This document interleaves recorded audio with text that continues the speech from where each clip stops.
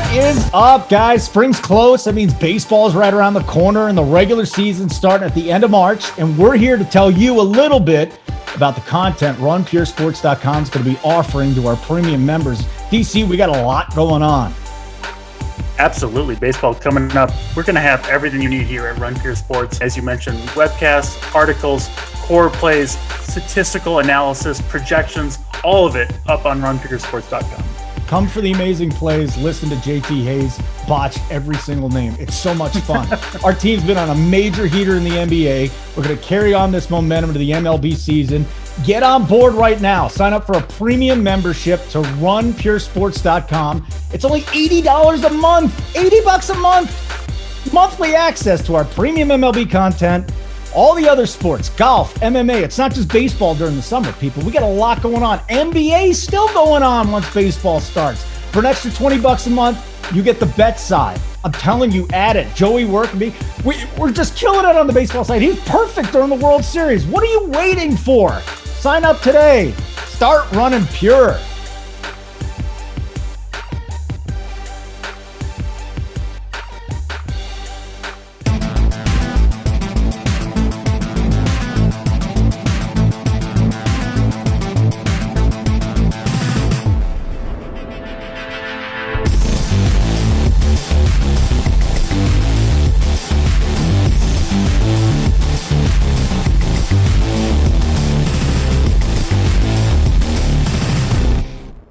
What's going on, everybody? Welcome to the NBA Hardwood Show. I'm your host, Mangone. I'm back with the boys. I got Big T. I got JT Hayes.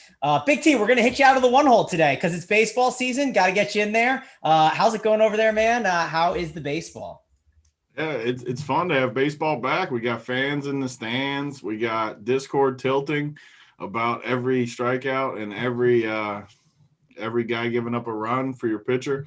So we're back in rhythm. I mean, it brings me back to the Slappy days where he would tilt every single night, every single pitch, and then come back the next day and do it again. But I love to have baseball back, especially with the fans. Got to get in a little rhythm. I mean, I feel a little out of rhythm. I know I got lucky to play not Luis Castillo, but a lot of people did. So a lot of tilt out there. Yeah, Tony, talk about it a little bit, right? Like, we got to calm the tilters down. Like, I really just opened up the Discord chat right now, and all they said in capital letters was Cruz. Like, what does that even mean? What did he do? Did he Cruz? Yeah, Nelson Cruz. Is he in the game now? What's he do? Did he hurt himself? Did he hit a home run? Like, it's like, oh yeah, he's up right now. I see him up there. All right. Well, I mean, listen, he's up right now at the dish. Maybe my TV's behind or something. I don't know. Is there any reason why Nelson Cruz should be in a lineup today? I mean, not that I know of, but I will say I got so sidetracked with throwing stuff. I forgot to change one of my FanDuel teams. So I have a bench guy on one of my FanDuel teams. I completely forgot to change my team because I'm not in rhythms. I think I got, who do I got? AJ Pollock or somebody like that. And so if he hits a pinch hit home run, the heater is definitely real. Yeah, the heater will definitely be real if you get that pinch hit home run. Dave Roberts, I thought he was going to be in there, but I guess Dave Roberts is going to do what he does, right? You never can predict it. JT Hayes, I'm going to go to you. What are you doing with this MLB stuff? Like, are you sweating it? Are you tilting it? I don't think you're tilting it, JT. I know better of you. And how excited are you for NBA tonight? Yeah, no, I'm not tilting the baseball. I was telling you guys before the show that I struggled with pitching today because it's a day where these guys aren't going to get full run for the most part. And I did. I landed on a lot of Luis Castillo, so that wasn't good. But I also landed on a mini stack of the Pirates with my cousin Cabrian Hayes, who hit a home run in his first at-bat of the season. So I have him with the Dodgers. I have them with the Rockies and the Pirates. So if they can score some runs, I'll be fine. I came in last night. Was a good night. Came in 14th place in the big $18 tournament. So 12 points away from 100K and ready to go back at it again tonight. Yeah, ready to go back at it as well. Wasn't a bad day of NBA for me, but I'm ready to kind of hit it hard, get the NBA winners out there for the people. I do want to talk before we kind of dive into stuff. I want to talk about SuperDraft. As you know, this slate, what time does it lock? It locks at 7 o'clock for most people, but SuperDraft, They have a 5-game slate over there. We have core plays up over in the NBA side. So you can get your super draft core plays. You can mix in the workbench play, the Eiffel Tower play, the dry hump play, all the plays. You can mix them in there. You can mix in stuff from the playbook. It's definitely a great way to, build out your lineup. So head on over to SuperDraft, use the code RUNPURE, get a $100 match deposit bonus. Also want to mention BigT. I want you to pull up the YouTube show so you're watching along, because we're going to talk some press conferences real quick, because I heard you visited a press conference today, BigT, and the people, they say you've never attended one, but I got some footage that really shows that you were. I don't even know what you're talking about. Well, just pull up the chat. You'll see. So I made a little announcement. What, are they going to show a picture of me and something? BigT went to a press conference? I mean, I'm ready to see what Simon's got cooking, because I have no idea what you guys are talking about. I had a press conference today. He's trying to deny it, Travis. He's trying to deny it. I'm ready to see it. I mean, I'm in the mood for some good humor. So I had a press conference today, and I wanted to announce to the people that I will not be on the NBA cash chart tonight. That'll be TitleTown. I will be doing the MLB cash chart tonight for the 10 o'clock slate. JT Hayes was there. He was livid. Big T was there. K Fallick had a little press conference. So wanted to make sure I get the point across to the people and show them the footage. Big T has attended a press conference before. I mean, I'm soaking it all in on the YouTube right here. I like K Fallick in the stands the most. Do you like K Fallick with the lady on as well, and then me walking out there? It's pretty good. With the lady, I didn't even notice it was a lady.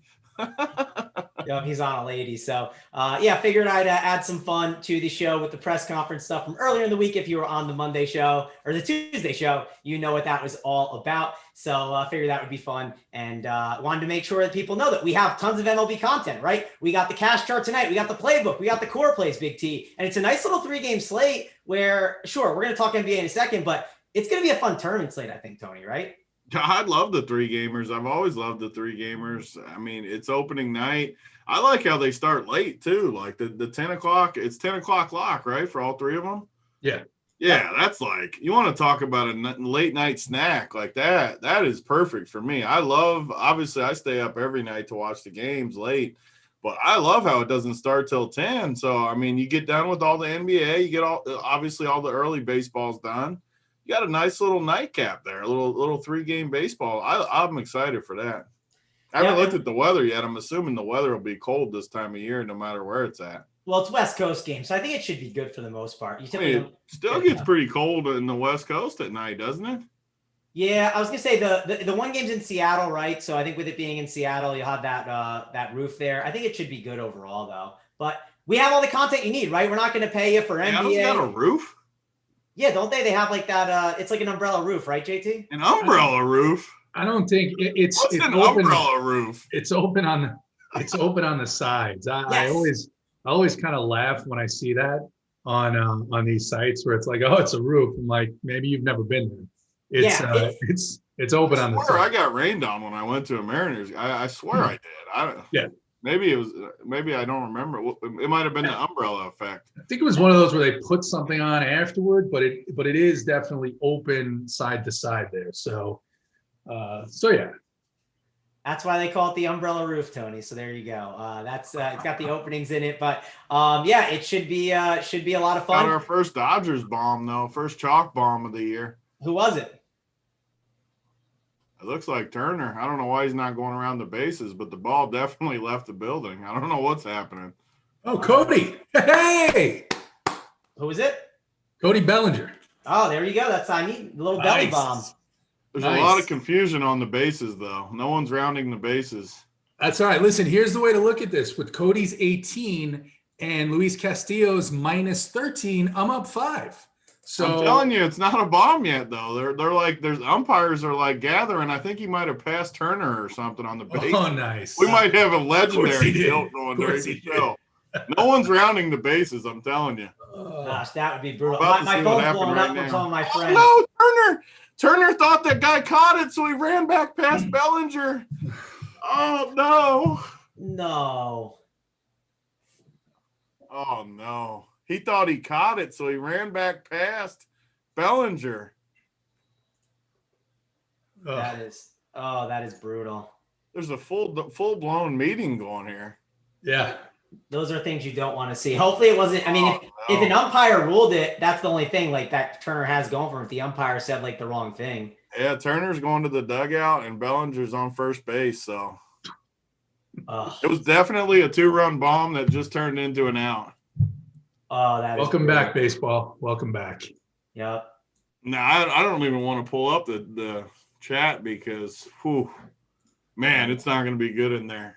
Yep, the chat is probably. How do they even score that in DFS? I don't know if I've ever seen that. Yeah. It literally was a home run to left field. It wasn't even like down the line or anything. It did hit the outfielder's glove, so I could see why maybe he thought he caught it, but he was like sprinting back to first base. I love it. Title's on delay. He's saying Belly, Turner, LOL. Like Title's in there too, like going after it. It's so funny. I don't understand. So literally when the dude drops it, Turner is between second base and third base. And then he thinks he caught it. He literally sprints back to first base right past Bellinger. This is wild. Yeah. We're breaking it out live on the show here.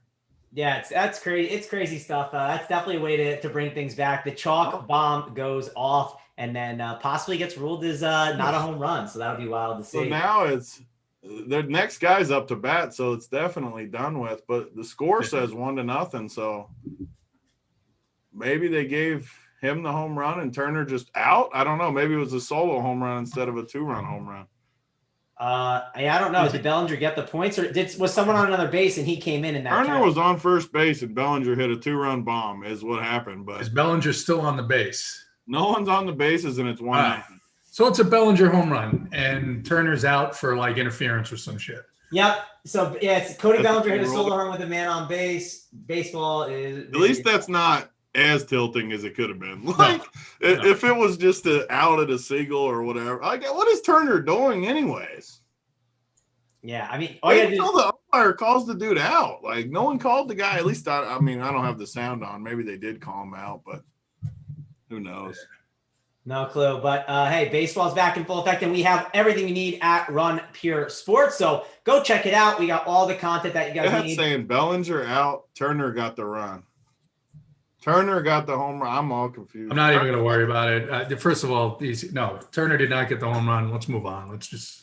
Yeah, no. I'm intrigued by the whole thing. So silly.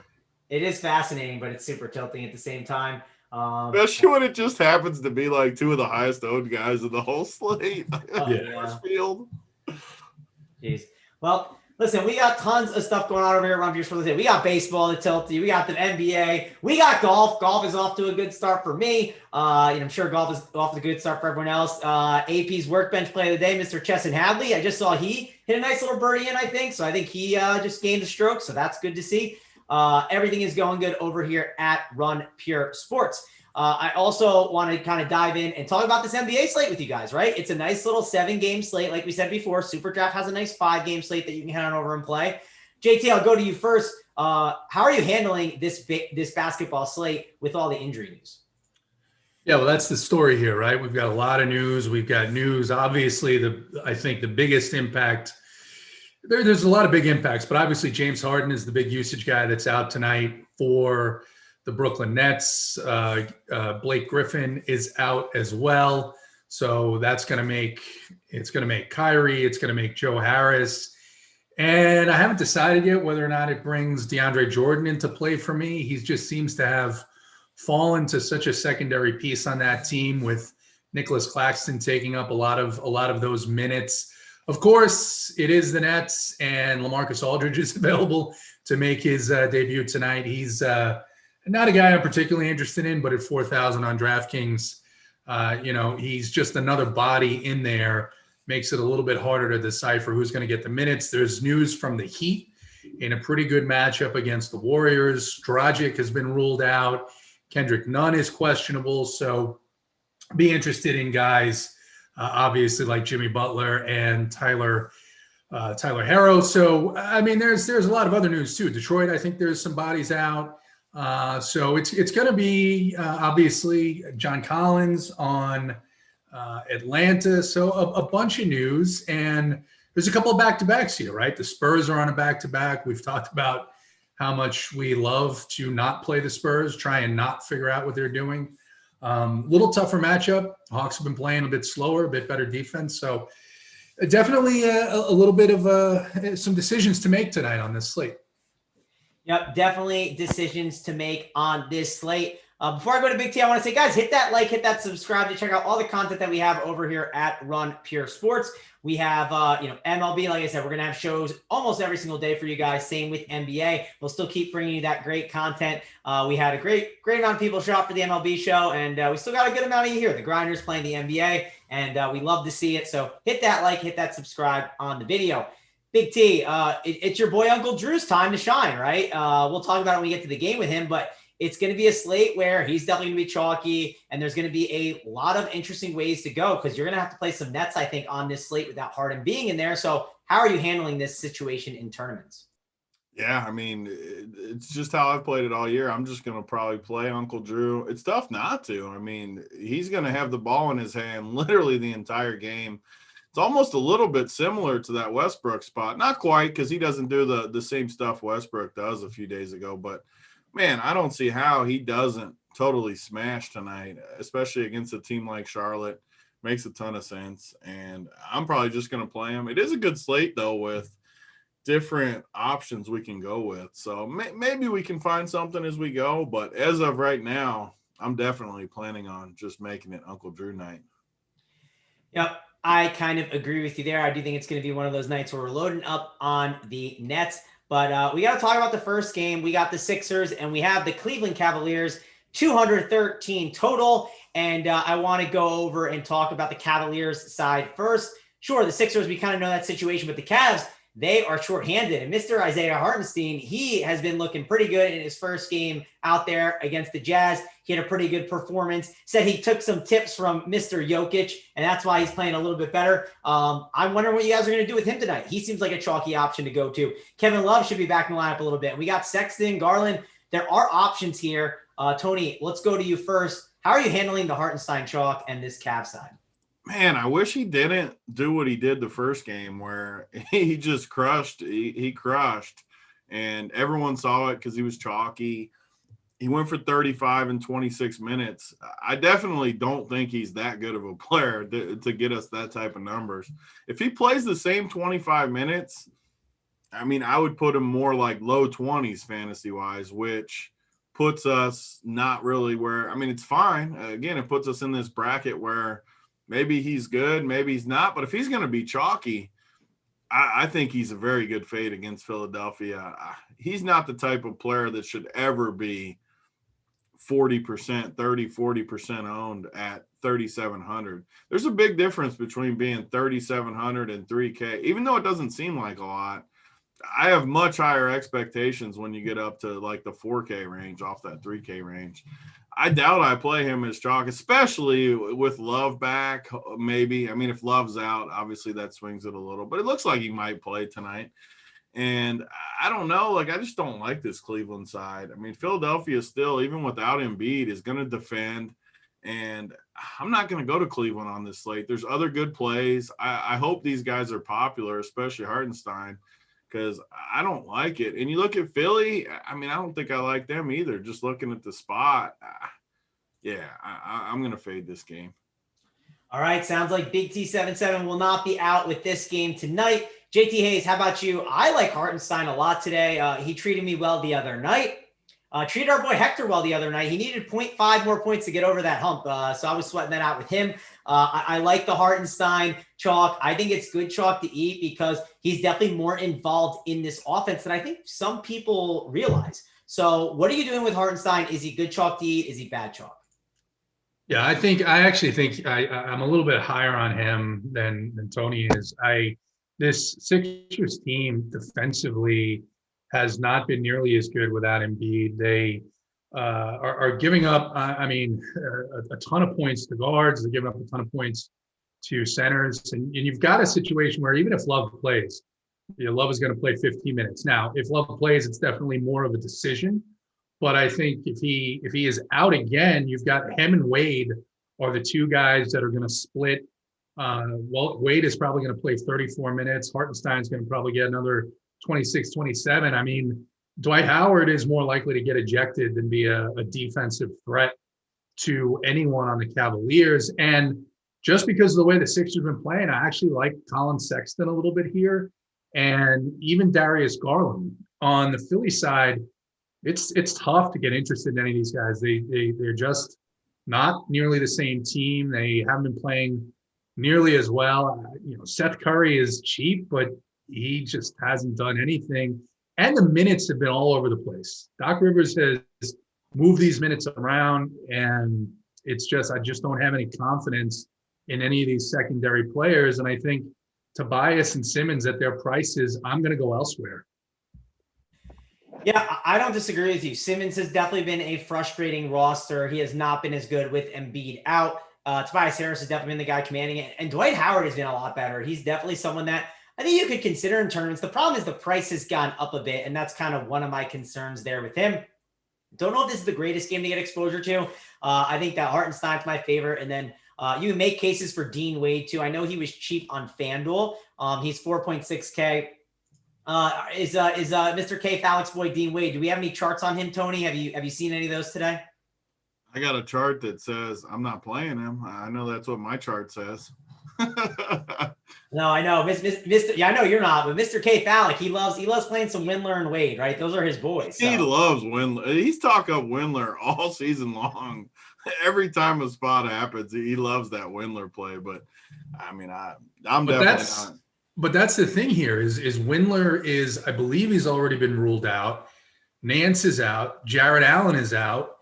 And Philly just hasn't been defending that position since Embiid went down. I mean, they still got 10 dudes though. Like who? Cleveland? Yeah. Yeah, no, but that's why Sexton's going to play. I know Garland's going to play. And I think Wade has been playing 30 to 34 minutes. So there's probably value on other teams. That's the thing with this Cleveland team, right? And that's why I say I'm interested in Hartenstein as of right now. And then I do think that there's some upside with Colin Sexton in particular at that price point against this weakened Philly defense. All right, well, that's enough Cavs. That's enough Sixers to talk about here. Let's go on and talk about the next game. We got the Wizards. We got the Pistons. 7 o'clock game. So Big T could definitely be out with the 7-7-7, right? This is a game that you could be jumping on. I could see some of these Pistons have been a lot better than expected, and some of their minutes have been a little safer. And then you got Westbrook, who we always love the roster. Price is definitely up, but we don't care. And Hachimura has been good. Beal looks like he's going to play. So Big T, what are you doing with this Wizards-Pistons game with this 222 total? Yeah, I mean, same thing as always. Beal, is he still questionable, or you think he's going to play for sure? I'll admit, I don't know if he's going to play, but I do think there's a better chance in the past couple of games, right? Got those 2 back-to-backs in. It seemed like there was a chance he could have played in the other one. So it depends what they kind of want to do. Maybe I should check if it's a back-to-back going the next couple of days. Let me look that up real quick. Yeah, I mean, so it hurts a little bit if Beal plays like always. I mean, if he doesn't play, really, really tough not to play him. And honestly, I have a hard time just not playing Westbrook every time right now. They're on the verge of the playoffs, kind of down in that 9, 10, 11 spot where they want to get in that playoff race. Westbrook is he just keeps crushing. Even if Beal plays, he's clearly going to be in contention. And Rui, we've been talking about Rui for a few weeks now on the show. He continues to play 40 minutes a night, high 30s, low 40s minutes. I mean, as long as he's getting that type of minutes, that's all that you need. His price is starting to trend upward to where it's a little concerning. 6,800 on DK, 6K on FanDuel. He's still not quite to the point where he's too expensive, though. I mean, he's playing a ton of minutes. And, I mean, the rest of the team, I'm not going to play any of the rest of the guys if Beal is in. If Beal sits again, though, and Nato sits again, I mean, all those guys are back in play. Jerome Robinson, Hutchinson, Robin Lopez crushed the other night. Robin Lopez, I think you could look at him anyways, 3,800. He has these games where he just pops off. I mean, 27 minutes last game. 30 fantasy points. He's not like a top option, but if you landed on him, wouldn't hate it. And then the Detroit side, I mean, the same thing. You got these guys like Saban Lee at times has popped off. Corey Joseph just randomly played 28 minutes. He played 29 3 games ago too. So, I mean, if Corey Joseph's going to get that type of minutes at 4,200, he's in play. But these guards, what did Josh Jackson do yesterday? 7 point after he got that late start. He only went for 7 freaking fantasy points. Only played 19 minutes, right? Yeah. I don't know how he just randomly popped into that starting lineup, but yeah. So you got the 2 guards, and then you got. I mean, you can always play Jeremy Grant and Plumlee. I mean, Plumlee could be a sneaky good play tonight, but he's got the same issue we've been talking about too on the show. He just won't get 30 minutes hardly ever. He's got no minutes upside. So he's the opposite almost of Rui, as he's always getting the 40 minute. You're getting an extra 10 minutes from Rui. I'm going to take the extra 10 minutes and play Rui at a similar price point. So tough to get there, but I wouldn't hate it. And then Jeremy Grant, he pops off for some big games. He had 48 yesterday. Definitely can go there, but I don't know. I'm not like totally in love with this game because Detroit is a lot like Cleveland. I mean, they got 2, 4, 6, 8, 10, 11 guys that are going to play. So I get worried about bad teams that have too many dudes. Yeah, no, I agree. And Tony, if I was multi-entering, right, I would probably make it like max of 1 Piston on my teams just because there's so much volatility in minutes with Casey. Sure, I think you could put 2 guys on the same team and they could both have good games, but I think the probability of it is tough with the way the usage is distributed. There are ceilings there that can be captured, but I worry about putting 2. JT, would you agree with that if you're playing 150 lineups or even 3 lineups, right? And you're just making even 1 team. Would you put 2 or more Pistons on a team? And what would you do with these guys here and the Wizards? Yeah. So a couple of things here. One, they're coming off of a back-to-back. So very similar to the way I feel about Greg Popovich, right? This season, at least. Dwayne Casey has been unpredictable regularly and even more so on these back-to-back situations. So you look at a guy like Josh Jackson, who played 19 minutes last night. He could play 30 tonight. He could play 15, right? So, I mean, there's really no consistency there outside of Jeremy Grant. Plumlee is almost completely splitting minutes with Isaiah Stewart. Isaiah Stewart's price actually is pretty interesting here on this. I think he's 4-1 or 4-1 on DraftKings. So it's tough because the Wizards are going to give up a ton of fantasy points. I just can't predict on the Detroit side where they're going to come from. So, thankfully this isn't a 4-game slate. There's plenty of other spots here. And my lean is probably along with you because I am going to multi-enter and it'll probably be set to max of 1, maybe 2 Pistons. That Isaiah Stewart call might be the call. I sometimes that's why I like to own these shows. People throw names out. Isaiah Stewart looks tasty. I mean, he's basically splitting. He might get a little less than Plumlee, but he's $2K cheaper. I love the matchup versus Washington. And, man, I like that call. That is a super sneaky call. And who knows when it's a back-to-back, maybe they give Plumlee a little extra rest tonight. Isaiah Stewart is a very, very sneaky play that could go. He could pop off hard tonight. Friday night, you're all together. You played Isaiah Stewart at like 3.2% owned on your FanDuel team that like shipped a bunch of money. So I don't know if you remember that night. You were having a good time that night, Tony. So Mr. Isaiah Stewart got it done for you then pretty recently. Well, JT had something else to say about him too. He might get me even more excited. What were you going to say about it? I was going to get you a little more excited. Yeah, I'm ready. Because Stewart's been religiously playing in the 24 to 30 minute range. He only played 18 minutes last night.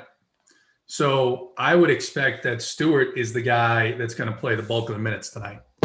I'm in. You sold me. I like that call. JT, good stuff. And listen, if you guys don't know, JT talks to these players' parents. He has inside info. He talks to the parents. Have you talked to the Stewarts today, JT? Any info from them? I haven't been able to reach them. They're on a bit of a safari, and they've just been out of pocket. But I will say also on the Washington side, you talked about Robin Lopez. I played Lopez the other night. Scott Brooks has been – it's an almost identifiable pattern. If I was going to play a Washington center tonight, I'd play Alex Len. All right. If you play center tonight, Alex Len is the guy for him. Big T, any final thoughts here on that Wizards and Pistons game? Yeah, I don't need Len or Robin Lopez anymore because I'm on Isaiah Stewart now. He's the man. I can't wait. There we go. Get the lotion out. Tony's ready for some. It's already out. I mean, it's under the desk right now. All right, get it out. I got it out. We're ready to go. We just got a Those Byron. are the type of plays that win tournaments too. Like all you need is the one or two guys like Isaiah Stewart that no one's going to play. Washington is such a good matchup. I mean, we might as well stop the show right now. We can't top that play. That play's good. Yeah, the Eiffel Tower should have. I'm not done, baby. I'm not done. Oh, don't really get me excited. I'm not done.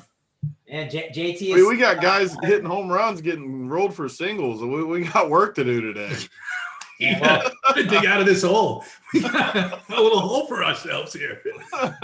We'll dig ourselves out of it. Byron Buxton just hit a homer, so if you had him, maybe that'll get you over the top. Absolutely nothing for That me. is not going to get us over the hump. Yeah.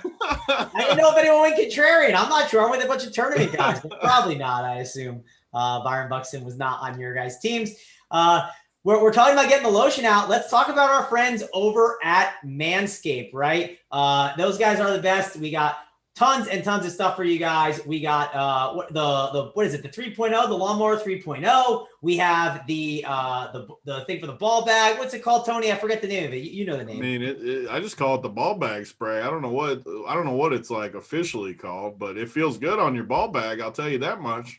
Yeah, and of course, baseball's back, JT. Like this is the time. I mean, we got to make sure we trim that grass so we can play some ball, right? No bush allowed here. We got to make sure everything is trimmed up here. We don't got tons of time on our hands right now, JT. Right? We got basketball, we got baseball. We got to time in with the lady. Like you got to make sure everything is tidied up and make sure that you're ready to get in on the workbench. This is going to be a very busy month, so you have to schedule the grooming time. Don't forget about it. Don't let yourself get out of whack there because it's important stuff. I noticed this morning. I said, all right, I got to do the show, set my lineups, and I have to get in the bathroom. So I got a lot going on today. Yep. So get in that bathroom, get the ball bag, and get it going. Use the lawnmower 3.0. Use the code RUNPURE20 to get 20% off your payment and get free shipping. So be sure to do that. We even got Sherry said pass on the ball bag spray. That is not correct, Sherry. Big T, the ball bag spray. Yes. The ladies love that stuff. I mean, first of all, Sherry's got to be a lady, right? Sherry's passing on it. Sherry can't be a dude.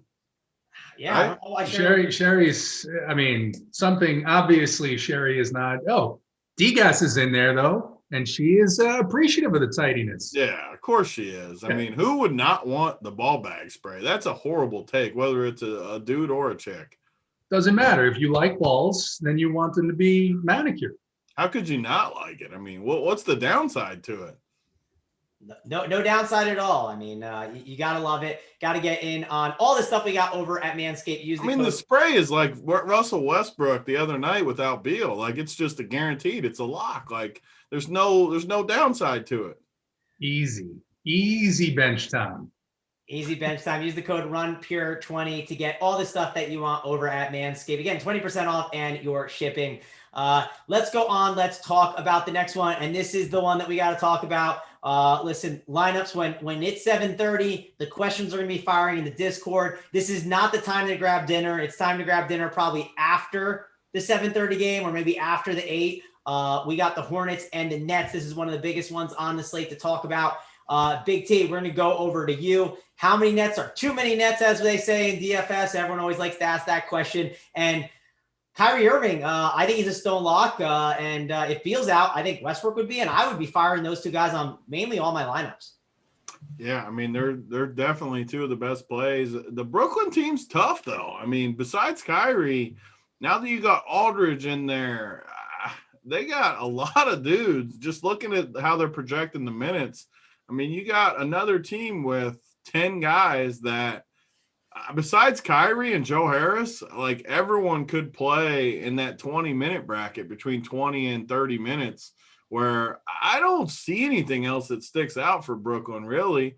I mean, you can go to guys like Claxton and Bruce Brown, Joe Harris. You can play guys like that. Honestly, like, I don't hate LaMarcus Aldridge even at 4K. I know that sounds terrible when I say it, but I mean, he's 4K. Who knows what that? If he plays 20 minutes or something, like he could Get you there. 10 DK. Yeah, he probably will. I mean, he's definitely not the ball bag spray play of the day. But I mean, just looking at the rest of the names though, like I don't think Jeff Green at 4,500 is that much better of a play than LaMarcus Aldridge or DeAndre Jordan. Like, all these guys look the same to me. So if I was going to play any of them, like, I honestly don't think Aldridge is a worse play than any of the other Brooklyn guys besides Kyrie. I'll say that. You don't have to play Aldridge, obviously. I mean, it's who knows what he's going to do. But at 4K, I don't think – and he's going to be completely unowned too. So, I don't know. I might like Aldridge a little bit more than those guys. And then Charlotte, they're going against a Brooklyn team that is going to play no defense tonight, guaranteed. So you have to have some interest in these guys, and I really don't know if they'll be owned. Like Gordon Hayward, like he can't be that high owned. 7,900, Rozier 8K, Devontae Graham 6,400. I think all these guys are pretty. I mean, PJ Washington coming off a stinker the other night that everyone remembers about, going against a Brooklyn team now that doesn't defend at all. I think Charlotte is the more interesting side than Brooklyn in this game, besides Uncle Drew, obviously. We're going to play Uncle Drew, but I think this Charlotte side is super interesting. Yeah, the more you talk about it, I kind of like the idea of like going some Uncle Drew and then running back a couple of these Hornets, right? Like, and maybe even like staying away from some of those Nets guys and not trying to play the guessing game. We're only filling in one. Do you think it's definitely a good game that you want to be getting exposure to? 221.5 total. You have a 2-point spread. They just came off of a game where it was close against the Rockets, and it's a back-to-back, right? And I expect them not to play a ton of defense. So, JT, we'll go over to you. How are you mixing and matching these Nets and Hornets throughout your lineups? Yeah, I think the first play that you look to is Kyrie. I think the second one is Joe Harris on that side. After that, it does get difficult to determine who's going to get the minutes. You've got a couple of bodies out, but you've got another body that's added to that mix in LaMarcus Aldridge. You don't know exactly how many minutes he's going to play. I tend to think we see a little bit more of a performance like we saw from Andre Drummond last night out of him than anything that's actually useful for DFS. But on the other side of this game, you've got a bunch of guys, especially we're waiting on news to see if Malik Monk is out, but that price for Graham is fantastic on DraftKings. And then this is another situation where, and this is something I talked about the other night with the when Charlotte was playing Washington, is I know these centers have disappointed and they haven't been used the same way, but I think PJ Washington is a guy I have a ton of interest in. And I might go right back and see if I can take a chance on either a Biyombo or a Zeller here, because centers all season long have been destroying the Nets front court. And now you've just got an even better matchup and more minutes on this Charlotte side, especially if Monk is out. Yep, definitely makes a lot of sense. And I'm telling you, they're not going to go home. I think Tony's right about it. I agree with it too, because there's a lot of different value plays on this slate. And it does seem like it could get to that stars and scrubs kind of night as we kind of dive in and talk about it the next couple of games. You will see why. If you haven't looked at all the injury news, that is going to be key. We just got that Kevin Love and Matthew Dellavedova will be on a minutes limit. I'm sure that's not going to change anything for us, but figured I would mention that so the chat doesn't go too crazy, because they love doing that, right, JT? Yeah, it does. In fairness, it does limit my interest in Cleveland a little bit more. So it's just Dellavedova is playing out of nowhere. I mean, maybe he plays 10 minutes, but it's 10 minutes that Sexton and Garland probably won't play. So still have a little bit of interest in Sexton, but other than that, I'm off that team. Yeah, I'll admit, I didn't know if Dellavedova was even still in the league. Tony, did you know that Dellavedova was still in the league? I thought maybe there was a chance he was still on the Cavs, but I don't know for sure. The only reason I knew is because I saw him the other night. He was like, I wasn't sure if he was an assistant coach now or whatever, but I at least saw him in the flesh on one of the broadcasts. But I definitely didn't know he was going to be in the rotation somehow. Yeah, I didn't expect. Why would he be in the rotation? Like, if you're Cleveland, although they are kind of, I think they're in the playoff mix at the bottom, because I was laughing that they were when we looked at the standings. But why are you playing Dellavedova over these guards, these young guards? Like, well, 20 minutes. To be fair, available doesn't mean he gets in either, right? That's a guy that might not play unless somebody gets injured, because they are down a bunch of bodies. So perhaps it's a situation where he's the 9th guy in there or something like that, maybe the 10th. Yeah, I'll say this. I think it's safe to say I probably won't be rostering Matthew Dellavedova ever again, but you never know when that May DFS comes along. Used to be April, but May now. Oh, it's going to get good when we get all those teams sitting all their players. Let's go on to the next game. We got the 8 o'clock lock now. We got Golden State Warriors. We got the Miami Heat. 3.5 total here. Tony, Miami's been playing some really ugly games, and they're getting crowded, right? Bam's there. Butler. We got Oladipo playing. Dragic is out. We got Hero off the bench. So it's a pace-up spot for them against the Golden State Warriors. But I don't want to jump on any of these guys, right? It doesn't feel like the right slate, but it does feel like it's a good spot for them technically. Yeah, no, Miami is going to be one of the easiest fades until these prices adjust, because you got, I was trying to pull up the spread in this game. You got just too many dudes with Oladipo in there. I mean, Butler is priced at $9K. That's not what Oladipo's been dying to get to Miami too. Like, absolutely dying to get here. So he's going to be motivated to play. He's going to eat into some production from these guys. They're going to be priced too high. Like, literally everyone on the team right now is priced not like Oladipo is there. So I don't think any of them are going to be in play, at least until they all drop. I mean, I don't know, by 1,000. I guess the only one that doesn't really get impacted is Bam, just because he plays inside. Obviously, his price isn't too crazy, but it's still going to eat a little bit of usage from them. And the Golden State side in this game, I'm not going to pick on Miami. I mean, you got Jimmy Butler's a good defender. Oladipo's a good defender. Bam's a good defender. I don't want to pick on those three guys. Even the other dudes aren't bad defenders on this team. Miami's nice. They made the finals last year. Everyone said it was because of the bubble. This roster is looking pretty good to me with these guys that can defend multiple positions, and they're just tough guys. Even Ariza's a little washed. He's a tough dude, though. He's going to battle out there. Same with Iggy. Totally washed. I know he's washed, but these guys are veterans. They're going to play hard, and I don't really want to pick on them. What I was getting at, though, on the show the other day, we gave out another winner. I don't remember the last time we picked a loss. We said, who was it? Milwaukee to just pound the Lakers. So freaking easy. Tons of people won. Thanked us on Twitter. I'm going to give one more today. There's no way Miami's not beating Golden State. I was trying to pull up the number. 3.5. What's the money line? I don't have the money line in front of me. So we got the money line's minus 150. I usually give out dogs and different things. I'm going to give out a little bit higher of a favorite, minus 150. That's not too big of a price. 150 to 100. Miami is not friggin' losing to Golden State tonight with Oladipo's debut. Easy W. You can play the spread if you want, but the official play is going to be Miami on the money line, minus 150. Like I said, Rump Your Bets. Check it out. $100 a month for the whole site. Tons of winners up there. But that's an easy one tonight. Like I said last time, bet it. It'll cover some of your DFS, whether you win or you lose. Yeah, I knew someone who did it. He was, basically celebrating that. You know what he also did? He did the same thing I actually did. Once the Bucks went down, Tony, I was like, Bucks minus 2.5 live? Like, yeah. Are we serious? This is not a real line, right? Like, and it was early, too. It was like first half. It is. just pounded that line. Easy money. I believe he got the first half. He bet the first half Bucks money line and got plus money. It's like, I mean, that Lakers team shot 8 for 13 to start. Of course, it's going to regress, right? And the Bucks just came in and pounded them away. So the Lakers were making every shot, and I was never even remotely concerned. Yep, I'm with you on that. Also, I had 2 winners on the props yesterday, so that was good. We got all the winners going on over at Run Pure Bet, so check that out. We got the baseball that just started up, and Joey Works giving all the winners.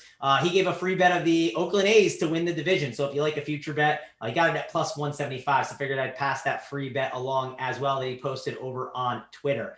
JT Hayes, let's go to you. What do you want to do with the Warriors and the Heat here? Jimmy Butler is someone that we've talked about a little. We said, hey, Jimmy Butler, you could play him here and there. He definitely has upside, but I think I'm going to stay away. I think this is a game I'm just going to full on fade. How about you?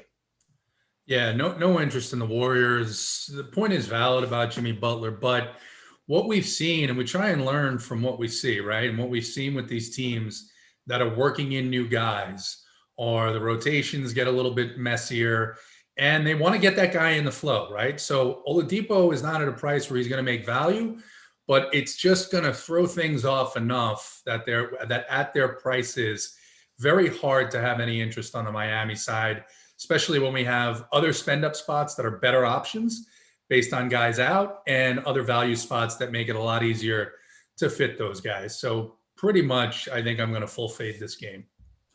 Yeah, I'm in that same camp too. Just that Oladipo move.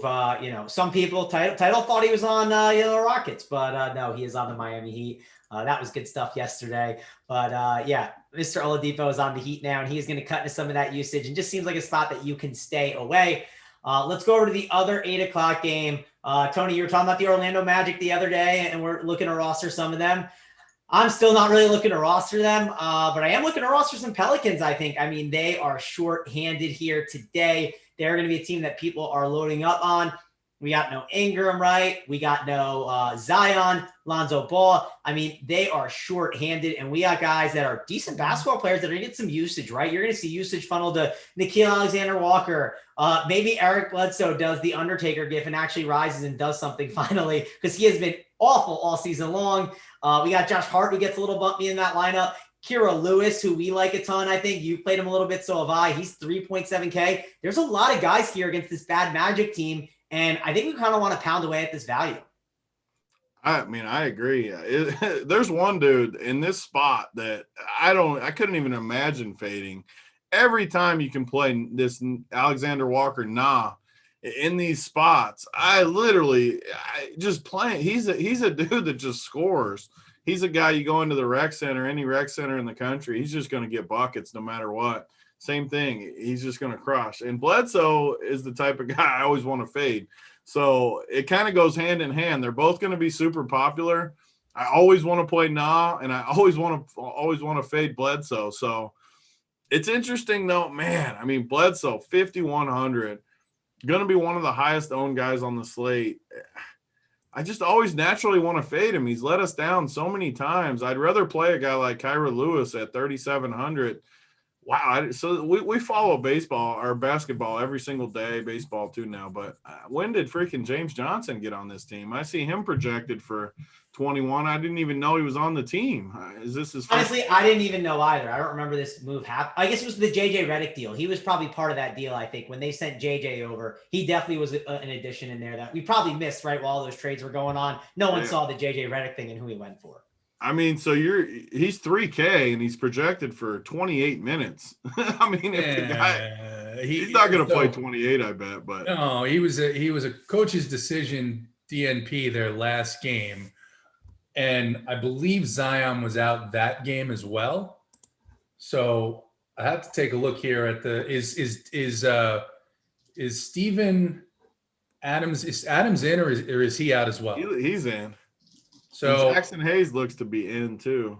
Yeah, that's going to be an opto correct, I think, for me. Well, he is a decent usage guy, right? Like if he does start, right? Like he is someone that will command the ball and do something with it, right? He won't just sit in the corner. He will actually get stocks, right? He will do things. So I do think it's a slate where we might not need to because we have enough value where I think that it's not necessary.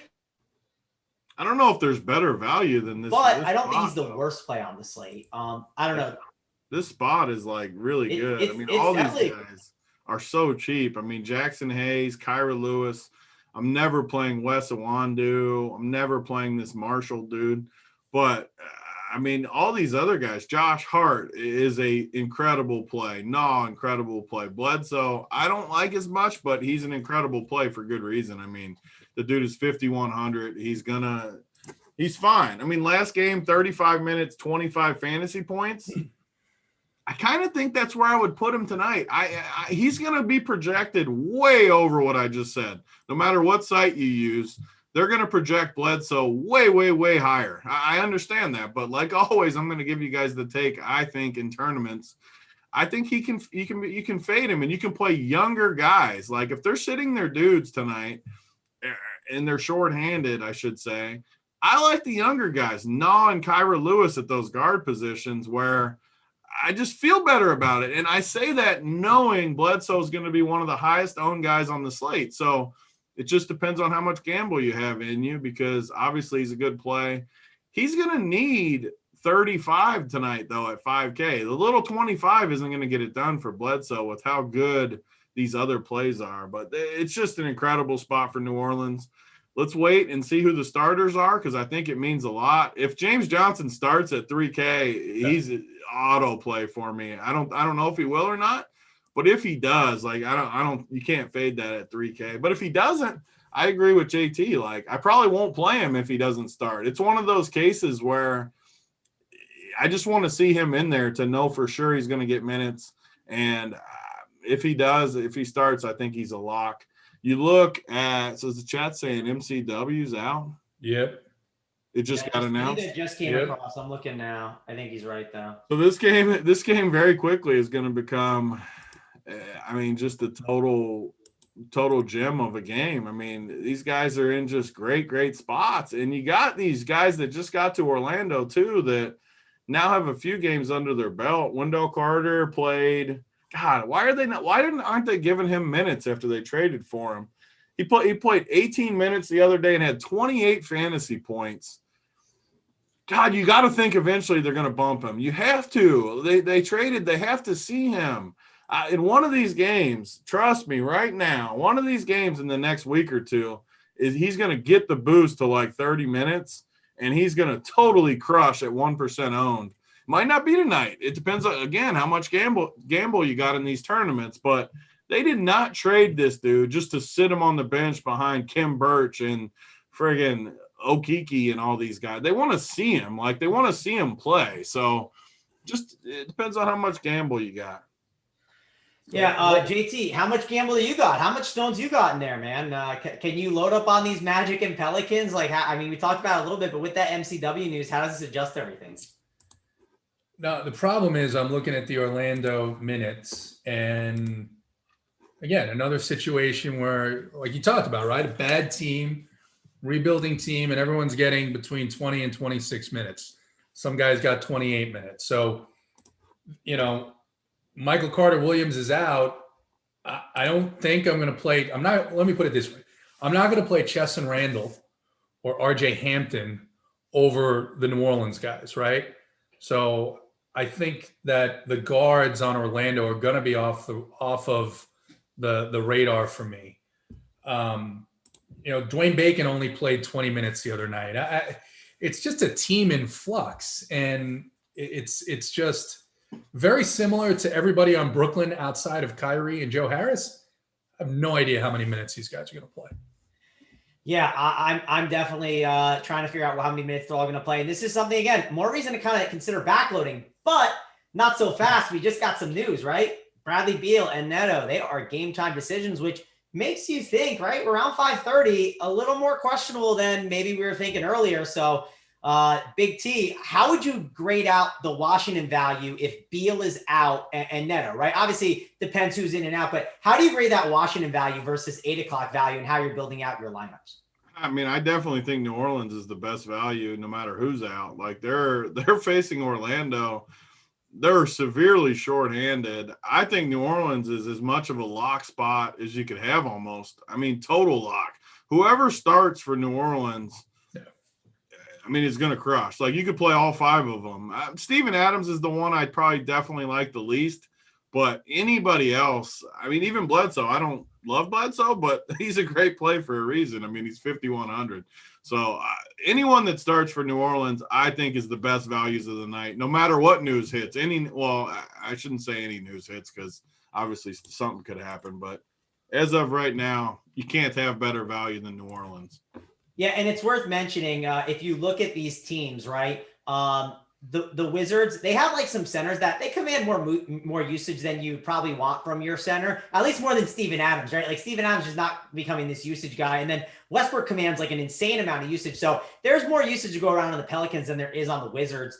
JT, I agree that I think it's Pelicans value over the Wizards value. We also got news that if Beal does sit, Jerome Robinson will be the starter in the lineup. But how do you judge those values there, JT? Is it the Wizards value you like more or the Pelicans if the news all hits perfect? So I think the way I build is Westbrook, Kyrie, and then Noah, and then I got to find a spot, maybe utility for Kira Lewis Jr. Right? I think that's kind of the way that I would go. If James Johnson starts, you plug him in at 3K. Then you could look to, you pick one, rotate among Stewart, Len, and maybe the Charlotte guys and kind of build out from there. If Beal is playing, I don't know. I think you could still there's a late game here. So if Beal plays the pivot, then you could go from Westbrook to Joker. We'll let Tony talk about that, but that's kind of the way. Or you could continue to play Westbrook because Beal doesn't look himself. I mean, he didn't look himself the game he played before he missed the last two that he left kind of in the middle. So is a week enough time for him to heal enough where I think he's going to take that much usage away from Russ? It's a 7-game slate, but some of these games are crappy games where I don't think we're going to see a lot of big ceiling for performances. So at 11K, my expectation of what I'm satisfied with out of Russ comes back down to maybe 55 or 60 instead of, a higher number if Beal is out. All right, good stuff there talking about all of that. I want to go over and I want to talk about one of our guys that had a nice little hit. We were talking about the bet side before. And Tony, did you see the nice little parlay that was hit the other day on Twitter? It was hit yesterday. That was a real nice one. Yeah, it was a tasty one, Tony. So I'm gonna talk about it now. This guy, he said he watches our NBA rundown, which we do a rundown on our Run Pure Bets channel. So if you're obviously on YouTube now watching us, go to Run Pure Bets, hit the subscribe so you can check us out. Tony's on that show. I'm on that show. Title, Hoop, the Bets guys. We do a DFS and we do a betting breakdown. We do it for free every day. And he hit a 5-team parlay here. So he took TitleTown's SO play of the day, right? He took Jakob Poeltl, and he put to get a double-double with the San Antonio Spurs to win. So that was one of them. He took Moses Brown, who you and I love, Tony, absolutely dominated against the Raptors, and the Raptors struggle against the boards. He took the over on Julius Randle at 23.5. That ended up hitting. He took Jonas Valanciunas' player prop. I believe it was a matchup bet. So he took him against someone, and then he took Bam Adebayo against someone. And those all hit, and he bet $674 to win 30K, Tony. So that's some nice little cheese that he got from watching the rundown, he said. And he also mixed in some stuff from the show yesterday that we had. Yeah, it was awesome. That's one of the first real big bets hits we've seen too. We've got a ton of screenshots from DFS, obviously. But the bet side, I love seeing it. Get it in there. I like giving the winners for the bet side. I love seeing these guys, Dunkel and Joey Work and all the boys spread. I mean, I believe me, I love the bet side. I love seeing hits like this. No reason not to get that extra money for the bet side. I don't say it just to say it either. Those guys are awesome. Yeah, it's only $20.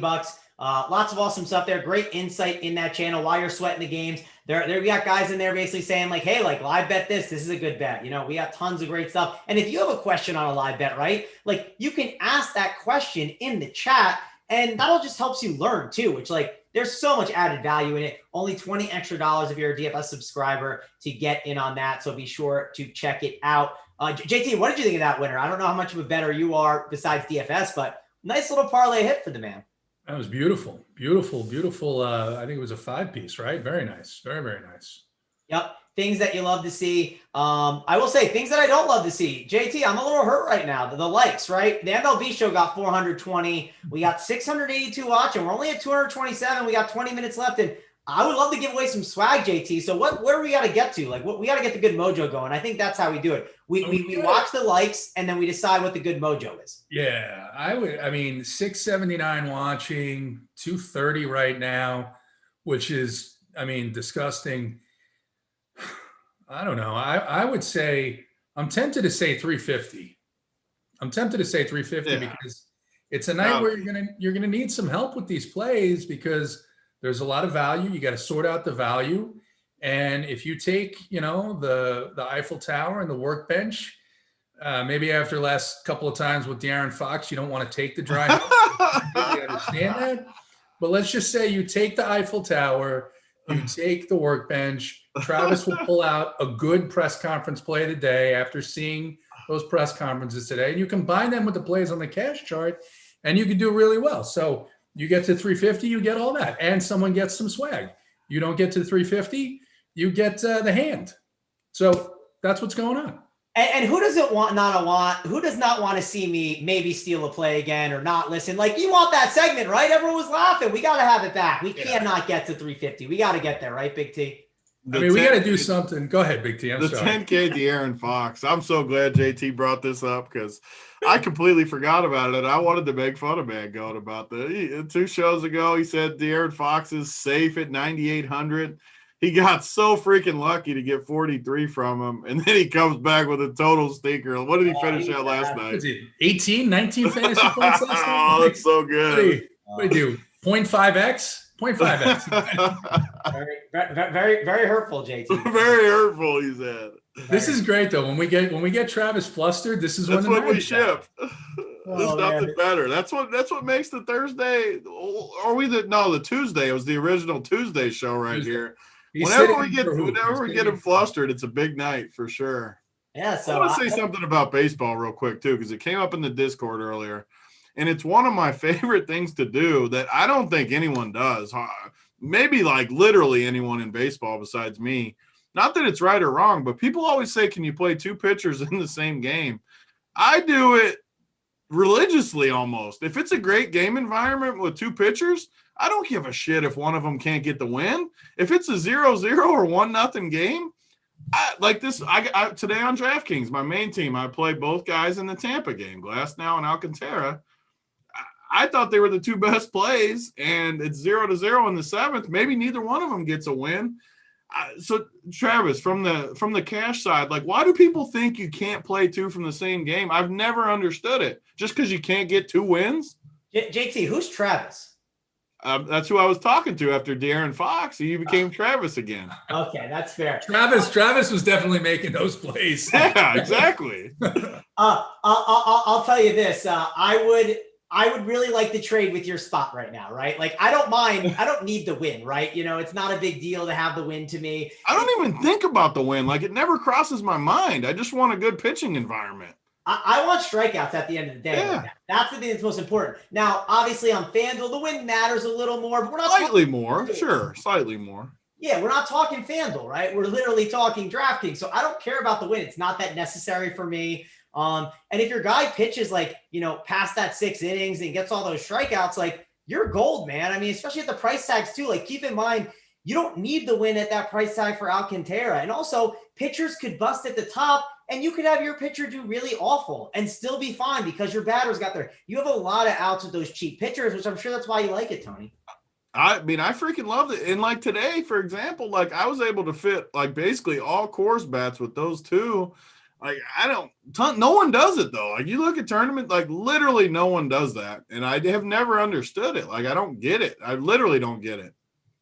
Yeah. And JT, so there's the guy in chat right now. He's not there, but he'll be here in a second. Oh, it's 2-1 in the Coors game. You got no hits from that anyways. But JT, the bullpen's coming through here soon, right? I mean, there's a lot of game left. Bullpen. There's a lot of game left. And when I looked at that stat today about the Colorado, first of all, the pitching staff in spring training, all right, spring training is like 26, 28 games. The pitching staff as a whole gave up like 43, 44 home runs, maybe 42. The bullpen gave up 32 of them. 32 home runs in Arizona in spring training. This is going to be a fun environment in Coors. That's why I played Coors.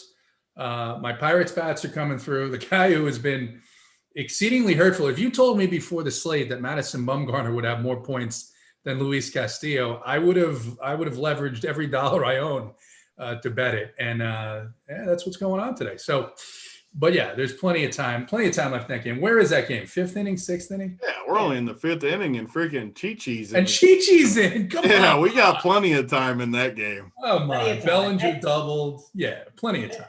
And also for the guy who's like, well, the Padres already have 5 runs. Not so fast. You played Machado and Tatis, and they're both 0 for 2. Now, of course, they can hit a home run the next at bat, and you're perfectly fine. But there's lots of game left is all we're trying to say. And, hey, it's going to be a good time here. Hopefully, Tony can get that home because you're definitely set up in a good spot, I bet, Tony. I'm sure you're sweating. I mean, I'm sure it's not incredible. It wasn't even about today anyways. That was just a point that I'll do it all year. Oh, yeah. I like it. I love it, especially when the weather's like this.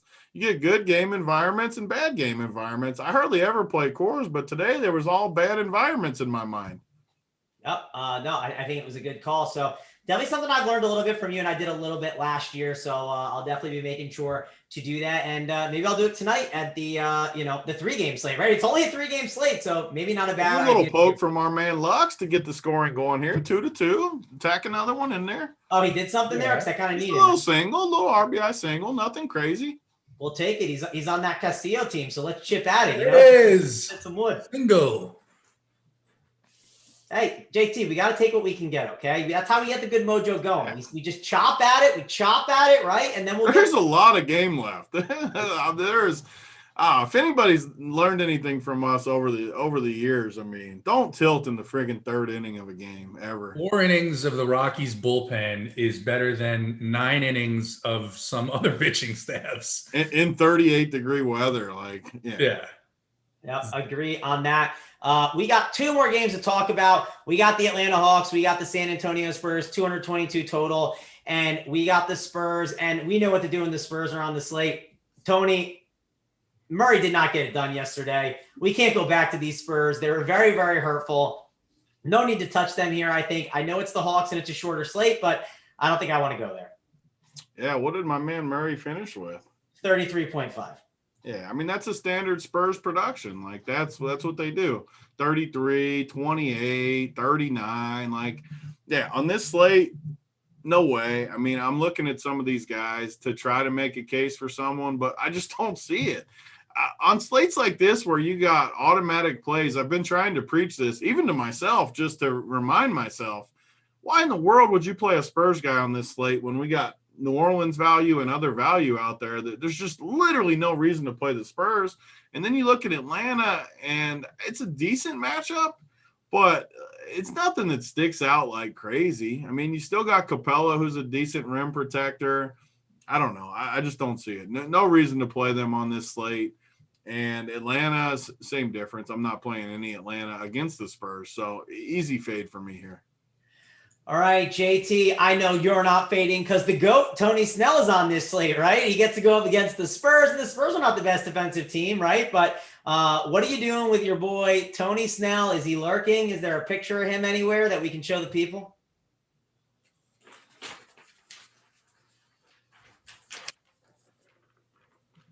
Uh-oh. There he is, the man, the myth, Mr. Tony Snell. Is that a fresh printout or is that the original? No, that's the original. I'm never going to get rid of that. I got to get it framed. I got to get it framed and put it behind me one day. So here's the thing. The Hawks are shorthanded, and John Collins out of that lineup opens up minutes. It's a pretty good matchup for opposing centers. We saw that Rashawn Holmes 2 games in a row against this team did really, really well. Over 40 fantasy points the first game and then close to 40 the second game. So I like Clint Capella a little bit. The rest of the team, where Collins leaves some minutes is, I think it's just more usage for Capella. The rest of this team, they do have a lot of bodies outside of him. They've got that guard. All the guards and forwards are healthy now that DeAndre Hunter's back. So I don't know how heavy I would go on them.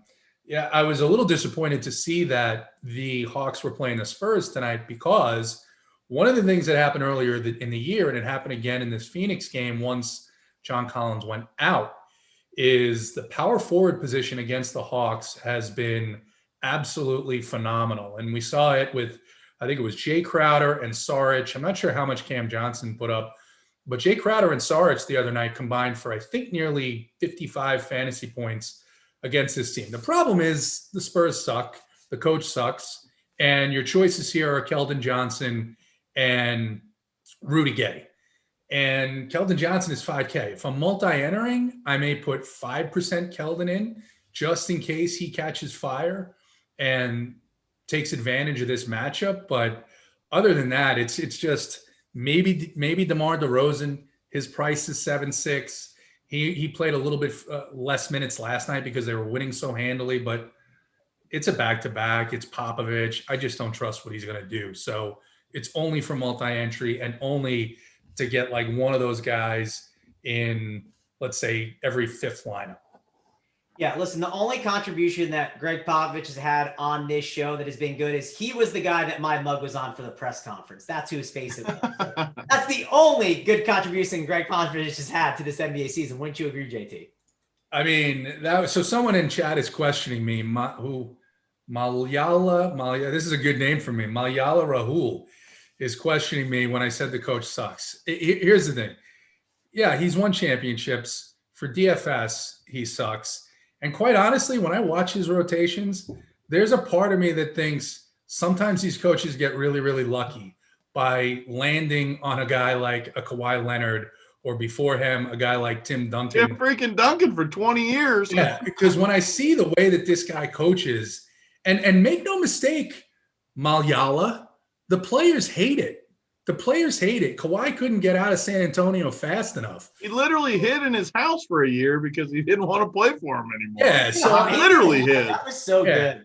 Yeah, so stop, so that's where I'm coming from. Just explain myself because I'm accountable to the chat that make, respectful points and questions. That's fine. So can you imagine Popovich at the door wherever Kawhi lives, like knocking on it? Kawhi's like hiding under the bed, like Home Alone. Like he's not home. Get out of here, you crazy old bastard. I want to play 30 minutes, make a lot of money, and win championships. And that's not going to happen here.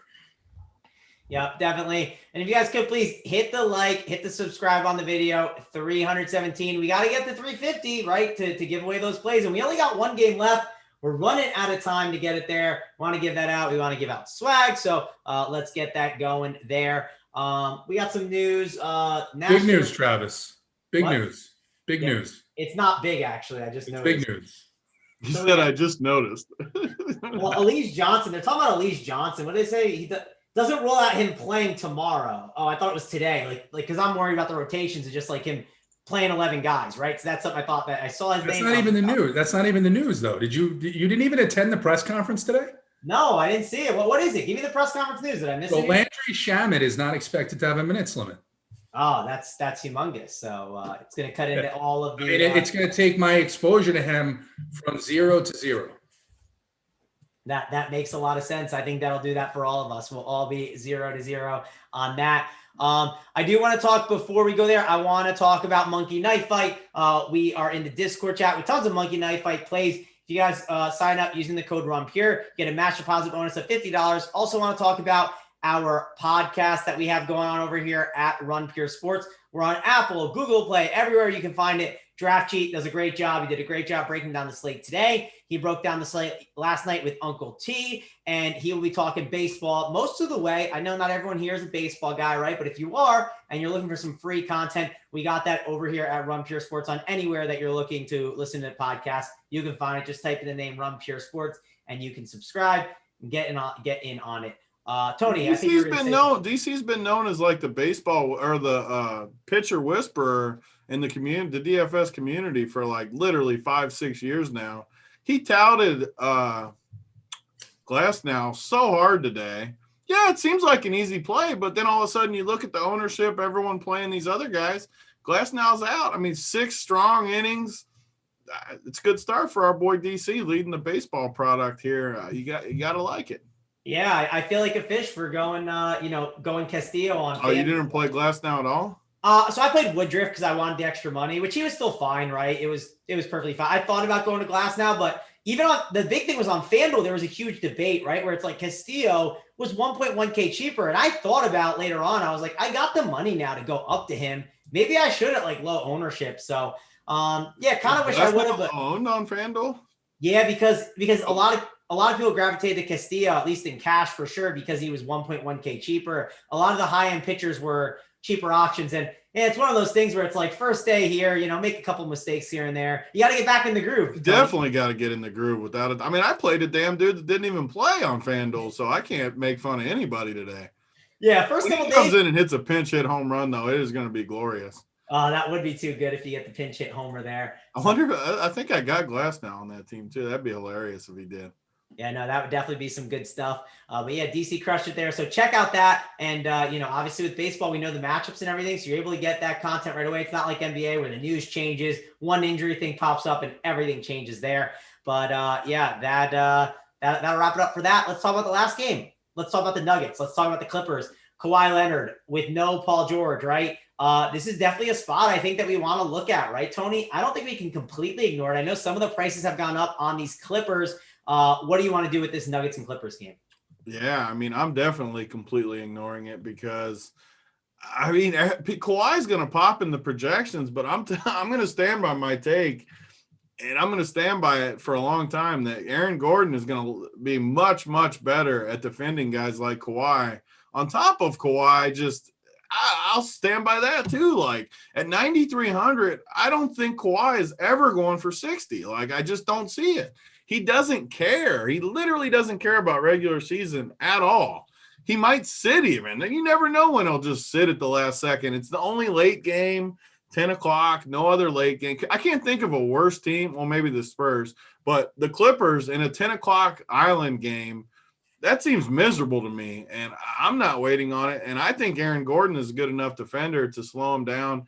I think Denver is going to just crush on people with this new roster.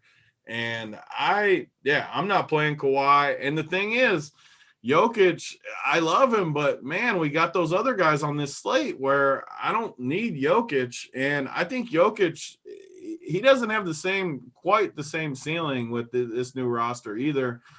Only game at 10, great plays on the slate earlier. Super easy fade for me. I hope people go to this game. Yep, with you on that. I do think that is a game that some people are going to go to. I don't know exactly how I'm going to approach it. I do think there's other stars to pay up for, and it could go a little under-owned. I also think the Clippers have gotten priced up. JT, how are you handling this Nuggets and Clippers game? Yeah, the Clippers prices are all way up now. Denver is a much different team defensively, as we've seen their last couple of games. So don't really have a lot of interest in this. The one guy that I was looking at, that someone actually mentioned it in chat, is it's a good matchup for point guards. I mean, you've got Reggie Jackson trying to defend people. It's a good matchup for Jamal Murray. The problem is, am I going to get there, right? If I'm going to play Kawhi and I'm going to play Russ and I'm going to play the New Orleans guards, and maybe one of those lineups I'll swap off and I'll get Devontae Graham. Yeah, I don't know if I'm going to get there in a matchup that I just don't think is going to be all that difficult for Denver. Maybe a couple of lineups, but other than that, just not a lot of interest on either of these teams. Even with PG out, just the prices up make them almost unplayable. Yeah, it's definitely tough. It is going to be contrarian, right? On this slate, it'll be very, very contrarian, I think, to go to those two. If you play Kawhi and a Jokic stack, I just don't think people are going to do that. I think people are going to be looking at some of these news games and just really firing on those. But before we get to plays of the day, Tony, how do we get different on this slate? Is this the game to get different, or are we just firing a little bit earlier? Yeah, I mean, I'm definitely not going here. I am going to give my second winner of the night, though, because the Nuggets are going to beat the Clippers. So I'm going to, for the first time ever, I'm going to give two winners tonight.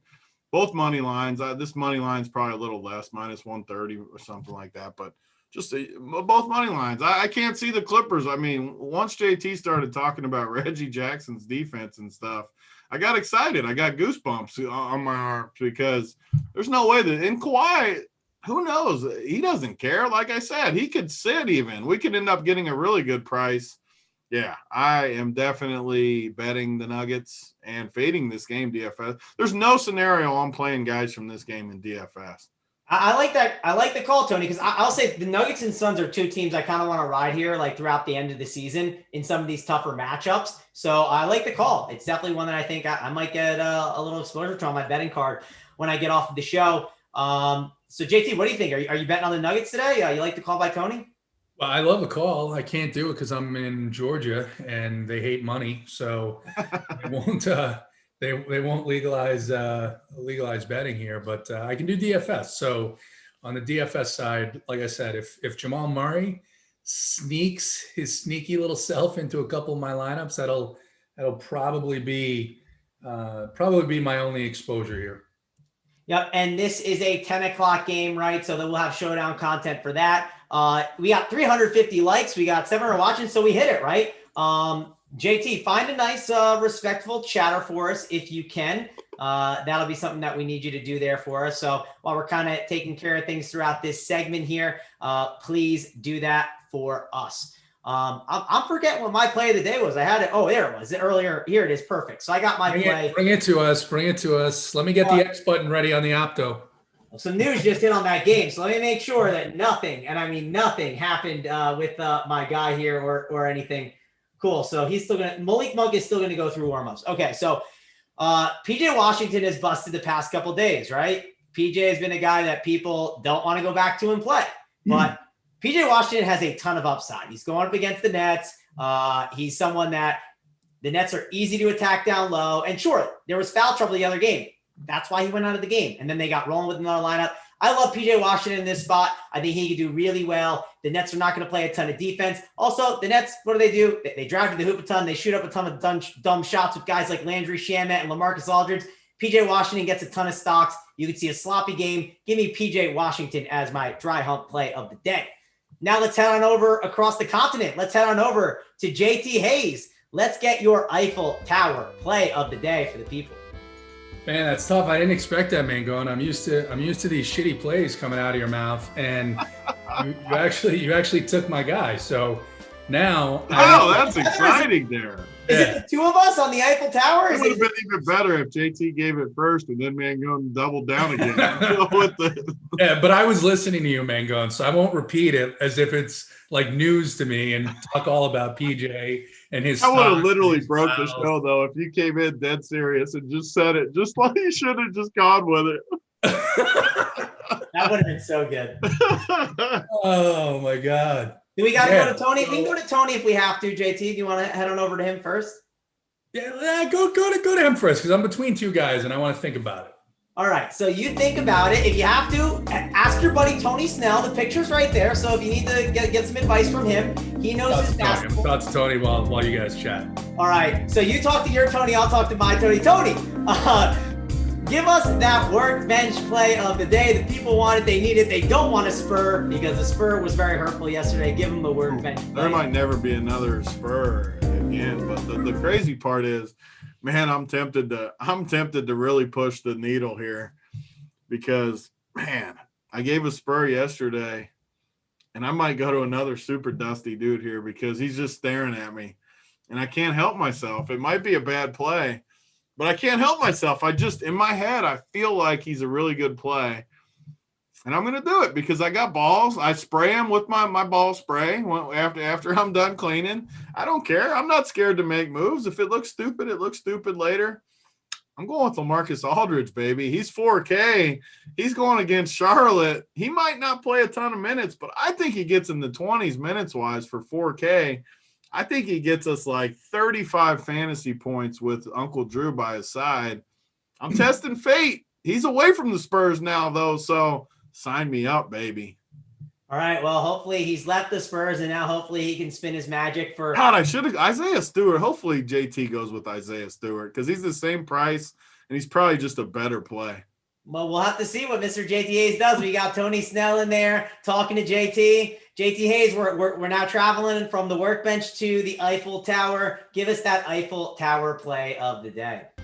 Yeah, I talked about him earlier, and he does make a lot of sense here tonight. Played only 18 minutes last night. That usually means on these back-to-backs. He's one of the guys in Dwayne Casey's rotation that has been playing pretty consistent minutes. They are down a lot of bodies.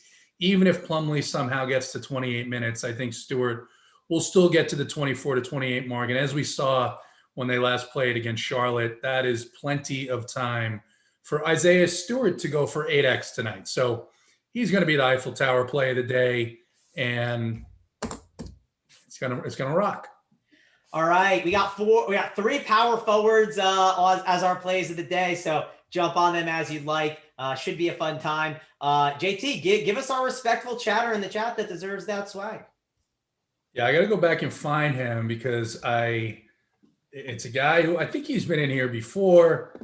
Hopefully it's not a guy that we've picked before because he's just, he's commenting, asking questions, and gives his own input, right? So it shows he's investing a little bit, right? He's not just saying, hey, here's my money. I don't want to learn anything. I want you to teach me how to be better. But he's putting the work in, and it's Carlos Ray. So Carlos, please hit up info@RunPure Sports. Hit up me, Big T. One of us at RPS, right? We'll find a way to get you the gear. That'll wrap it up for us, though, guys. We got Holden. We got JSU coming up. They will be giving you the final countdown, breaking everything down that you guys need. Also, we got that MLB content later tonight for the 10 o'clock slate, so do not forget that. But we got to get on out of here. Thanks a lot for joining us. For me, Mangone, Big T, and JT. See you guys later.